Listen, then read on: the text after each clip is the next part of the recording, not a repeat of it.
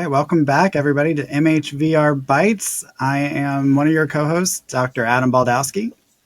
And I'm Dr. Jessica Stone, and I just want to really do a call out on that behind your head. I mean, that is just so awesome. I love it, love it, love it. Yep, there it is. And we are here today with two authors from the Mental Health Virtual Reality book. And I'm so excited to talk with both of you and talk a little bit more about your chapter, also what you have going on. If you could both give our audience just a little bit of information of who you are and I don't know how you even got to the point of writing a chapter on virtual reality and chronic pain for the book. So give us a little rundown. Sure. Do you want me to go first? Would you like to go first, Deanne? No, age before beauty. Okay. Why, thank you very kindly. Yeah. Significantly older than you. So thank you for pointing that out. My name is James Perez. I did graduate school at University of California, San Diego. When I was there, a lot of my research focused on legal issues, language, also technology as well, a little bit of gender studies, and in addition to that. Yeah, and I've always been interested in communication as a whole, but particularly linguistically. That's kind of what Deanne, she's I think a little bit more involved in the health and communication aspect. So she said, "Hey, I'm writing this chapter about health communication," and that's I guess came into the foray, so to speak. So yeah. That's great. And I want to say I did a little snooping, James, Yes. and particularly because we are in the same geographical area. So like I Yes. knew a little bit of where to look. And my gosh, do you have such amazingly high ratings from your students of how much they love you and Oh, how funny you are and engaging and interesting. And it was like usually you can have a sprinkle of a few, but then people get kind of negative and whatever. It's like glowing. I want to come take a class from you. thank you, thank you. Yes, no, it's great teaching out here at Colorado Mesa University. Yeah, I never thought I'd be in Colorado. I'm originally from Los Angeles, but Same. yeah, I never thought, especially Western Colorado. But no, it's beautiful out here. I love it. I love the Yeah. students, and so yeah. I never Well, thought I'd be in welcome. Florida, so I fully understand that. We get it. How about you, Deanne? Are you somewhere you thought you'd be? Oh, no, no, no, no. I'm in North Carolina. I had no idea I would be here. I'm from Southern California too. That's where I met James in college. So it's a different, I never intended to be here, but it's beautiful. So I'm not complaining, although I'm a little bit jealous of the Colorado people. You get good weather, snow, and fun mountains on occasion. It's been a tad hot, but Has it? Oh, It's yeah. gotten into triple digits a couple times, but it's a dry heat. It's not as bad as LA, North Carolina, which is humid. Okay. North Florida. So how did you get here in this virtual reality world? It's kind of a long story. I also have a PhD in communication, just like James. I did my dissertation on mental health narratives in the computer mediated space and how people engage online and how they engage in health seeking behaviors and what can actually get people having more conversations about mental health. And now the penultimate where I'm at now is as a mental health therapist here in North Carolina. But it all started really. It's a very personal story. Why chronic pain and virtual reality is really important to me. I am a patient of it. I in 2017 I got really sick, an autoimmune disease that I had no understanding of, and doctors couldn't figure out, and I couldn't walk, and basically my right hand also had some inflammation and I couldn't move it. And my family actually gave me the first Oculus as a way to, I guess you can say, deal with the pain I was feeling. With autoimmune disease, you do end up feeling a lot of pain, inexplicable and at times random. And in that point at that point in my life, I just was kind of hitting a depression, right, from just the uncertainty for 7 months or so.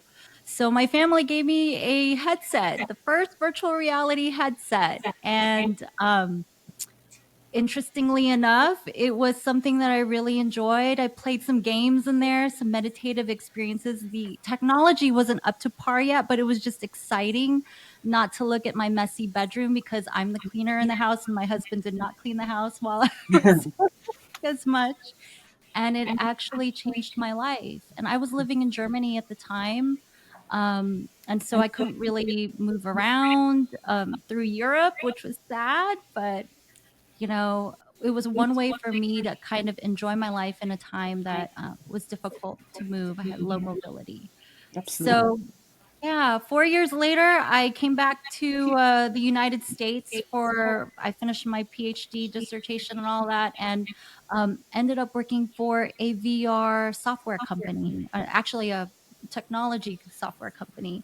They'd make, different software for, many, many different researchers in the health sphere and science. So I worked for them, and then I decided, you know what, mental health is where my heart is, and I became a therapist. So I went back to school, became a therapist, and here I am. And so I am just excited to hear about all the new research that's happening to really incorporate this because this is something I will plan to do in the future, you know. Now, when you say the first, are you talking about the Go with only one controller, Oh gosh, what is the or was first it Oculus? The with with their the two? two there's two controllers. But the Go only had one. Oh, really? Okay, I didn't Yeah, have that. yeah. But you That know what? With my left hand only working, I probably would have been better with the one. So I'm fair enough. sorry. You just needed to go back one headset. But You have an I older remember headset then. I remember getting the Go with the one, and I mean it was exciting and all of that kind of stuff. But I'll tell you, I was really really happy when there were two. But Real, Oh, yeah. real Yeah. quick. I mean oh, go Uh, ahead. sorry, James. I think there's a slight echo coming from your. Um, I don't know if your mic. It looks like it's pointed towards the screen. I don't know if it's pointed towards your speakers. Maybe try pointing it towards your face a little bit, and that might move it away from the speaker a little bit. All right. Is there an echo now? Nope, I can't hear you. you can't hear him at all. I couldn't just now. Oh, I can hear him. Can you hear me now? Oh, there you are. Yeah, Is the echo better here? you're fine. Deanne, can you say something? Hello? Yeah, I don't hear it now. Okay. Okay. So I just adjusted the. We're I good think now. it'll be fine. I just. Sorry, I didn't mean to. Okay. No. Thanks for alerting me to that. No. Yeah. Anyways, so I I find that, and we just spoke with somebody recently about their personal story and how they got into VR too, and it seems like that's a pretty common path because I don't want to speak for you, so perhaps this is less of a statement and more of a question. Is that it seems that through a personal experience that was so profound and you recognize the power of using virtual reality in this way, and then you want to like shout it from the rooftops and say, hey, this really does have so much validity and power to it, and I want to learn more, and I want to talk more, and I want to do more. Is that sound does that It's align with? exactly Yeah. it's exactly my experience for sure because, when you're dealing with pain, I think that the one thing that happens is that there's just doesn't feel like there's anything you can do to get away from it. You can take your medication, you can, try to look outside at the trees, but it's just there physically. And I think something about virtual reality and just having like an excitement of seeing something new, even things like when you're doing Beat Saber, right? And you see all these colors and shapes and while I was rehabilitating from this disease, whatever it was, I was able to just step away from the pain and actually move forward with wanting to be more active and trying different things in that headset and seeing a different environment than what I was seeing in my bed sometimes or just in in my house, and not being able to go outside. It used to be such a huge heroic effort to walk 10 feet away, Mm. and just being able to get out of my bed, get into my wheelchair, and then play with my VR games was just like amazing, and I didn't need other people around me to help me get there. It took a lot of effort, Mhm. but it's a lot easier than Mm. walking 10 feet. So That's amazing. And it feels like you can get pretty quickly to a place of hopelessness, yeah. and having these other experiences, being in these other places, your mind, your body, everything. We talk about that a lot on this podcast, of that, the immersion and embodiment, and the identification and representation and all the things that can happen when you're in VR. If your mind and your body and your brain believe that you're actually in that place, then it's parallel. It's you're essentially in that place because your whole self believes it. And I'm hoping, I guess, that that can equate to some hope. I hope so too. Because for me, when I think about hope, it's I was sick for 7, 8 months. And that's 7, 8 months of many specialists trying to figure out what is this autoimmune disease. Um, and 7 to 8 months of not knowing if I can walk the next day, or having weird times where I had enough strength, and then other days where I couldn't even, do anything. And my husband had to help me. And we were in the middle of a new country. We didn't know how to get a wheelchair at the time. And he's trying to, this is the weirdest story, but he would get a stepping stool and try to get me on it, and then put a towel underneath and just drag me to the bathroom to help me get to the bathroom, because we didn't have all the resources. When you're in a new country, you're trying to figure out along the way. um, when you have that opportunity to kind of be outside of that in some way, shape, or form, which was what VR did for me, I think it's a very groundbreaking and just a significant part of your life to think, oh my gosh, how does this technology push the boundaries of reality so that you can have a reality you want, right? Um, I also think that started making jokes about how, like, I could be Professor X, since I was wearing this helmet while and not knowing whether I would be able to walk again. We kind of leaned into it with this VR headset, kind of helped me reconceptualize who I was and Mm. who I am. And I think that that's a good way to look at new technologies like this. Um, Especially from a patient's perspective. And then I don't know what's going on out there currently in research, but somehow bringing some of our health treatments to the patient would be wonderful, because I Mhm. always thought about that. Like, why do I have to go to the doctor? I can't even get in my wheelchair some days. And being able to kind of have my mental health therapy while I'm playing golf would be great. Or while I'm sitting in some digital chair, instead of having to drive 30, 40 minutes. And Mhm. which is now, as a mental health therapist, I would love to do, right? I work with kids and I work with adults, and it's just a great way to interact with people and to bring healthcare to them. Mhm. I have a number of clients who I meet with in the headset. So if you ever want to chat about that further, I'm Yes, for happy to sure. do that.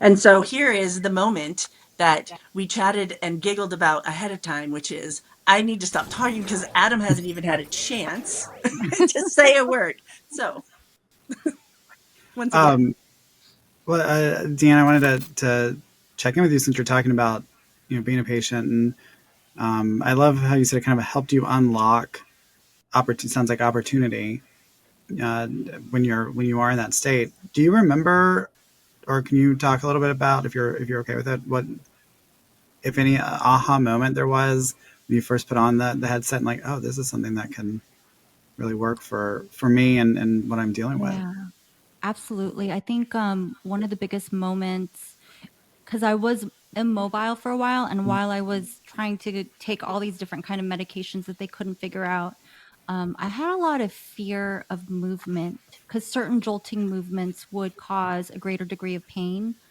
And my one aha moment was I think I was able to start using my right hand, and you can kind of stay stationary with Beat Saber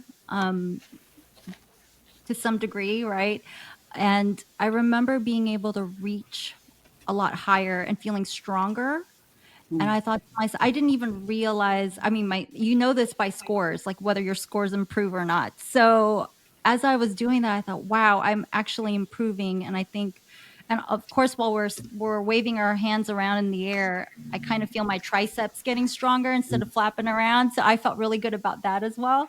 So there's that degree of being able to sense the improvement and having it measured to some degree, especially when it comes to rehabilitating yourself physically, right? And that was a big aha moment for me because I hate exercise, and here I was sick and I'm exercising, but not really, right? I I also would hate look into exercise. Supernatural. Oh yeah, I love Supernatural. Oh, I love Supernatural. Yes. That's one of Sorry, my Adam, favorite. I did it to you again. No, you're okay. You're, well, what's interesting about what you're saying, and James, I promise we're gonna get to, um, Yes. is when I took Jessica's course to learn about VR back in the day. I remember doing it was like a kayak through Antarctica, I think. Mm-hmm. And I just remember thinking, wow, the application to this is so great because you can have people who are immobile and or have mobility issues that may never get this opportunity. And if you can adjust your like the environment a little bit to maybe make it feel cold and stuff, like you could easily like really put them in that space. And I just hearing you talk about this and thought about that in a while, but it was interesting to kind of experience that and go, oh, there's definitely some applications here. Mm-hmm. I was also thinking about there was a game I played, I forgot what it was, where I couldn't use my arms, but I could use my head to do the movement. Hmm. I think it was you just brought it up because I think it was a boat, one where I was in a boat, and I would actually just use my head to move forward rather than having to use Right, my having to my like do your arms or controllers. Yeah, so having the ability to have alternate ways of movement was huge for me because it's like, okay, I was able to do what I could with what I was able to do. And then as I progressed, I can then, have options to use other parts of my body and make them stronger. So that was a really big deal for me too. Mm-hmm. I love that. I tried. I don't know if you tried I Am Cat, which is where you get to be a cat, and it opened the training simulation for it to teach you how to do the game is you learn how to run and jump, and so when you move, you have to do your arms like a cat. And by the time I was done with the training program, I was like, I don't want to play the game. I'm so tired. Like it's That's how um, I feel after Gorilla Tag. yeah. Sweaty and like, because I don't know if anybody's played it, but like you're climbing all over the place and you're using your arms like I Am Cat, but it's this way instead of that way. But Yeah. yeah, it's a workout. So James, how did I know you talked about being interested in like linguistics and language, and Right. how did you get involved with VR? How did you go from kind of that side of the research and communication to virtual reality? I've always been interested in narratives and the way that people talk about themselves. And I think I was more, I've tried very limited amounts of VR in terms of mental health. There's, I've tried to, they have this Native American flute music in the background, and you're paddling on a boat. You can't see the boat, you just see the ocean. And they just said, well, if you focus on that. I know in the chapter we talked about gateways, um, the way the neurons fire in your brain. And there definitely is, like Deanne was talking about, that learned helplessness that you have, or hopelessness. And I know they've done all the studies with rats, and rats that are hopeless, they'll drown right away. They put them in water, they pick them up right away. They don't let them drown.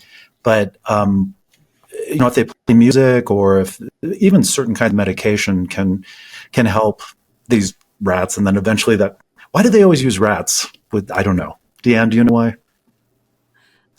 I think it's because I don't know. There, I'm not there that are kind of researcher. There's like there are some systemic similarities. Oh, Oh my okay. gosh, Adam, we both just did yeah, this. Are you twinning now? You've been doing this so long, you're twinning. But, so I'm sure there's a similarity between human. Yeah, DNA. it's intentional. Sure, I get that. Yeah, so I've tried that, and when the neurons, or you focus on certain things, and I've always been told that music is such a powerful aspect of your senses and the way that your brain can create new pathways, and that's kind of how. And again, it's been limited, not to the extent that Deanne or I think any of you have had, but I had limited experiences with VR. But always interested in the stories that we tell about ourselves and how those can be either really, really detrimental or very helpful. So and that's kind of something I've always battled with. But yeah, that's kind of a very roundabout answer of my interest in technology and VR. Yeah, and to echo James, it's like you can watch films, right? And you can watch little show. I don't know if you call them shows, but there's lots of films that are in VR, and there's interactive ones, which is a different way to experience a story, a narrative. Absolutely. And that's like the most enjoyable, especially when I was not doing very well. I watched Netflix, from my VR headset, or I would watch a film that I found out was in like won some award from a film festival. I was like, I don't even have access to that film festival outside of VR, but I'm able to watch it here. So storytelling, the way we look at storytelling, like James said, it's just such an amazing idea to make it interactive, and Absolutely. to move through all of that in a digital world, to be inside the story is just captivating to me. Well, So like yeah. we've talked in here before, but there's one called Wolves in the Walls, and the main character is like looking at you. Her eyes are like looking at you and wanting to. You're really integrated into the story and interacting with different parts. Paper Birds is very interactive because you're looking in different aspects of the story that are getting highlighted. Even traditional stories like Baba Yaga has a whole new power when you're interacting with that in VR. And then they have also documentaries. I remember watching, sitting through. I don't know what the words are, but experiencing. That's the good word. Experiencing a documentary about homelessness and like really being in the camp, in seeing it from somebody else's eyes and perspectives, and even things like the Anne Frank House experience. I mean, there's just so many. It's so different than reading about it or looking at pictures, two And dimensional anything. yeah, and again, the limited experience I do have, it's just amazing how there's this separation from your body when you're undergoing it. I mean, it's a way to mitigate pain. But I remember when I had the VR set on, listening to music, I couldn't really feel my body. It felt, I don't know, describe it. It's like it wasn't there. It's like you're in a different kind of consciousness. You take a moment to go and ground it now you're in this kind of reality. But that virtual reality kind of really takes you to a different place. Had to use it for physical pain. So I don't know, maybe Deanne can speak more to that, but I don't know if there's that disembodiment you feel. Maybe that helped with the physical pain. I don't know. I really wanted the disembodiment. Okay, Sometimes. a little So I bit. guess there are cases when disembodiment would be great, in cases where there should be some caution, obviously. But to be able to be, and again, I know I'm a researcher as well, and I love and a therapist, but as a patient, this is where my heart is when it comes to VR. So when we have to think about it from that perspective, being able to step away from your disease even for a moment is just a very, I don't know, relaxing and peaceful and like you said earlier, hopeful. It makes you feel hopeful that maybe there could be an alternate experience for you for just a moment. Not that we're trying to avoid that we have this disease, but in all honesty, having these peaceful moments and then being able to develop some strength and I guess you could say like that, and I didn't even think about this at the time, that what we do in VR as a patient is getting treatment, right? getting your physical therapy, getting your moments of mindfulness that mental health advocates for, like getting these things that do interact with your happiness chemicals, your dopamine, your endorphins that typically a patient like me couldn't do. I couldn't go outside and run, but I could pretend run in VR or row a boat or, all these happiness chemicals that we can do when we're more mobile. So I'm curious from the patient perspective,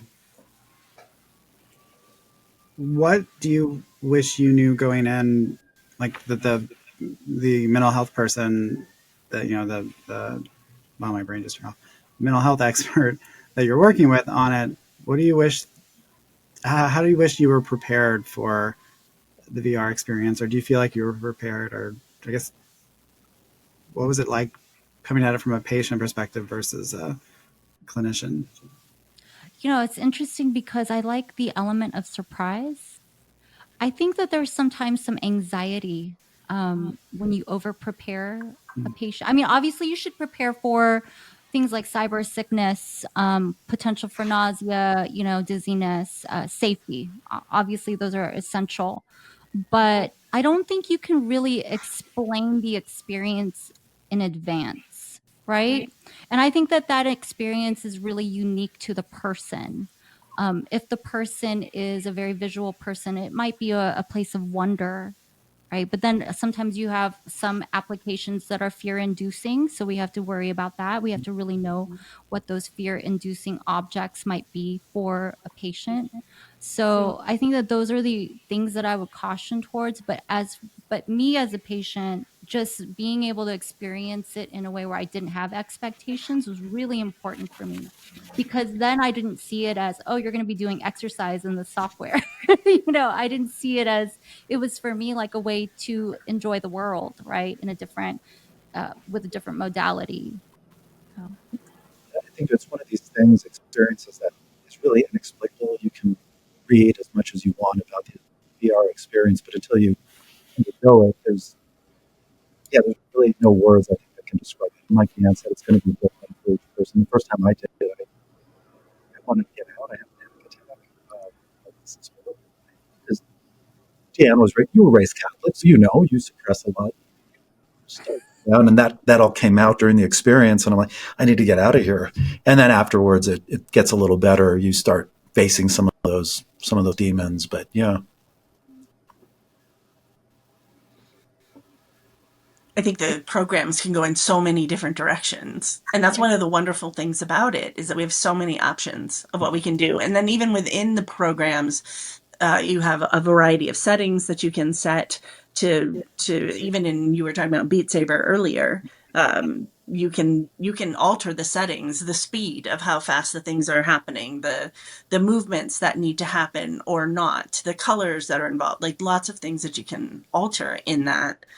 Certainly picking your music and those kinds of things as well. But I think one of the wonderful things is all the options that we have and the customizations. And then that can also be something that can feel overwhelming to people too. Is just so much out there. And so as we look at it from the either medical or mental health or a combination of both, which you guys are addressing in the chronic pain chapter, what do you think tend to be environments or programs that, again, it's different for every single person, but like just tend to be most helpful for people who are experiencing chronic pain?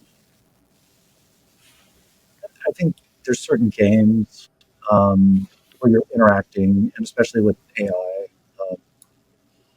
acting with you in real time, customized in real time, so AI can take anything now and work with you as you're completing the game. There were games in the late '90s, anyways, where you're like in a mountain and you have to, walk through the mountain. You have to pick up a stick or a backpack or things like that. Where it gives you a task that you have to complete that focuses your attention on something in particular, rather than just, I don't know, floating on a river or something like that. I don't know. Yeah. Yes. So you're asking about some possible environmental objects that would maybe increase engagement. Is that kind of no? What are No, what? just even, we have different categories. You have things that are more or less interactive. You have more or less active. You have things that are focusing more like nature treks on the environment and being in that environment. Then you have other programs where you're as James is saying, you have some sort of something you have to complete. It's more video game-esque where you have a map and you're going to different areas and you're doing different things. And there are all sorts of other genres too, but I'm just saying, like, what what do you think would, if a clinician were or a patient were looking to use VR in this kind of treatment, what might some types of games be that would be at least a place to start? I mean, as I said, everybody's different, so they may have interest in other areas, but because there's so much, it can be helpful to kind of narrow it down into, you like, even thinking of your own experience, what kind of environments or interactions, experiences do you think were best for you? So I'm going to speak to this as a clinician and as well as a patient. From a clinician perspective, we always try to teach about mindfulness and meditation, and we try to practice that in session, right? But I got to tell you, when they go home, it's not something that is easily done, right? You can't really help them do the breathing exercises, the box breathing. But what I love is if they have that virtual reality software that teaches them, there are some that's in there that they could choose to do that teaches them breathing and has prompts, and they can practice it at home without any cognitive difficulty, like having to do it on their own, no cognitive task whatsoever. It's directive, and they can also set the options for how long or what kind of breathing or what kind of interaction, and making that as engaging as possible, I think helps people, I guess, reach that moment of mindfulness and presence that you really want your clients to have, right, as a clinician. As a patient, it always goes back to options, right? As a patient with, like, let's say multiple different kinds of conditions that deal with your mobility, you want to be able to move in different ways, and you want to be able to interact in different ways, so that you're not prohibited from interacting and engaging in the game itself. Mm. And I think that that's, for me, like, being able to, it's such a steep learning curve when we were now that I am a lot more mobile, learning how to move through a game, but making that so easy that even someone who does get sick, because eventually at least 90% of people get sick to the point of being immobile at some point in their life, right? They'll have back pain, they'll have this and that. And just having that option for everybody is so important, I think, so that we don't stop engaging in some way, shape, or form with these games, I guess, especially if a patient has chronic illness and chronic pain, like in our chapter. I think it's really important to consider that in creating a lot of these different experiences for everyone. So that's a call out to researchers. That's a call out to developers, and it marries well with the chapter that we have on accessibility. And we had a conversation with Mars, who wrote that chapter a bit ago, and the importance of having the options for people to be able to engage, whatever they have, whether it's preferences, whether it's difficulties in completing a task, whatever it might be, but giving us all the opportunity to engage and to be involved and to learn and to move and to experience is just incredibly important, no matter what it is. And the more we head in that direction, I think the the better we can really acknowledge and include everybody. And it comes back to chronic pain, right? If you have chronic pain, a lot of times you don't want to move. So how do you get me to move? Well, if you prevent me from moving because you provide an experience where I can't even do anything, then it's kind of useless. So if we want to use virtual reality to help people, I think that we need to not only look at people who are able to move quite easily. I think we need to look at the different ways that we can be accessible. Even sound. I think about sound too. People are sound sensitive. We've got to figure out a way to make that an accessible thing. Mhm. And chronic pain is always heightened when there's some magnifying trigger, right? So if we can find a way where we can distract from that chronic pain in a safe and significant and enjoyable way, we're going to help a lot of people. So One thing, I think it's interesting too. You talked about safety, because I was just watching Black Mirror not that long ago, and there's actually been several deaths I heard about that they become so addicted to the VR, you don't move physically. And there's been a few video gamers in the past few years that if you don't move, what happens to your limbs? What happens to your extremities? They had aneurysms because they weren't moving at all. So I think that's kind of important to have that balance. And like I said, people I think I see the episode. They have various episodes of Black Mirror, but they have those little buttons you press in your brain, and it's like Neuralink, and you become so addicted to that dopamine rush that you have to stay in that virtual reality world without using your physical body. So, and I know we talked about that at the end of the chapter, the limitations and potential dangers of VR and AI. And I just thought that was something interesting at the end that you mentioned safety and do it in a way that's helpful. Not in a way that's you're solely reliant on the VR.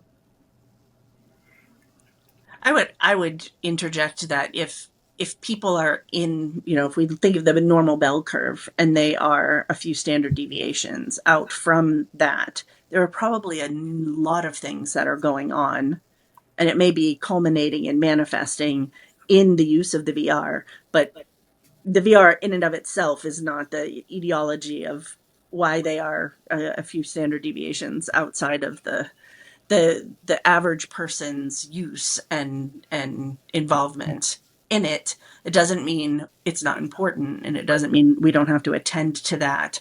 I think it quite the opposite. I think it means that it's our responsibility to do a much deeper dive into what is going on in somebody's life and in their experience, that they are utilizing a tool, whatever it might be, in this really somewhat extreme way. Right. And I think that goes back to narratives too. I think dystopian narratives like Black Mirror tells are much more legible because we like seeing in those extremes. I think our brain is, at least mine is, designed to see more of those black and white kind of stories. But yeah, you're absolutely right. There's always a middle ground, and that's the story I think that needs to be told as well. So. Well, I know we've talked about this. Might have been with Mars. Now that I think about it, and you're both in the chapter, and you're both talking about this here, that it's important for us as clinicians to research and understand not just the system and the app that we're going to use, right? You don't want to just throw something in blind, or you don't want to put the headset on them if you don't understand what it is and what that potential, what it can do. So yeah, I'm just kind of, I guess, echoing what you're both saying, is that if we don't understand not only the app and the software, but then also taking it further to understand our client, because obviously, the treatment plan, I don't want to just have them play I Am Cat and then realize, oh, you can't move your arms, right? Like I need to understand how it's going to benefit them, so it doesn't discourage or doesn't, I guess, create that hopeless feeling as well. It always comes down to me. It always comes to me of know what you're doing and why you're doing it. And as clinicians, I think that's paramount. Know what you need to know about your client as best you possibly can, and about the tools you're using, the hardware, the software, the treatment goals that you have, the reason why these programs are even being used. It's not just to put on a cool headset and move forward there. There's great intentionality, and we have that in our ethics of the importance of being competent. And I think all of those things go into that. Yeah, and like I don't remember, James, I think it was you that mentioned kind of thinking of it as this tool.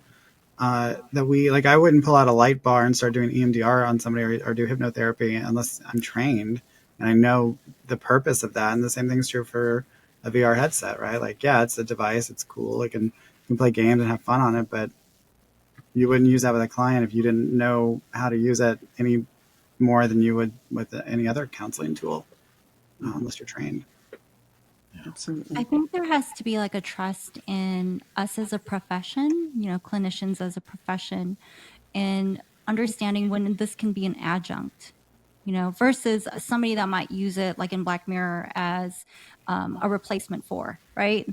So I think that that's something to kind of consider is this a person that will use this as a replacement for healing? Or is this a person that uses this in as a complement to healing, right? So, and trust that the clinician can kind of figure that out on their own with their competence, like you said, Jessica. And I think also about the bell curve that you talked about. I think there are certain situations where obviously we should have caution as a clinician, right? Somebody that might have dissociative tendencies, this may not be a very safe thing. Also, somebody with a disability, like a physical disability, like you said, Adam. And so thinking about ways that we can incorporate it, but like with all things, I think in modalities for any kind of clinician, it's just about using the right tool for the right person, right? And I think VR has so much potential. I just think we just have to be transparent and communicate when it can't be a potential for our patients. Absolutely. Yeah, it's James, I want to say this before we close out because you mentioned it earlier, and it's kind of my ethos with my practice, and the thing that I always talk to my clients about is story and the stories we live. And so I always tell them, the stories we live are the stories we tell ourselves, but they don't have to be the stories that define us. And Right. I think it's important to know you can always rewrite those stories as well. Yeah. You have that flexibility. I think so. And I love that with the headset, that you can experience these stories or create new stories or travel and without having to leave your house. And it feels like we're at the precipice of it really like being able to do. I mean, I know it's been around for a while, but it does feel like we're kind of at this spot of a little bit of the Wild West, but also I think we can see a clear trajectory of like how this can be used if we continue to follow it.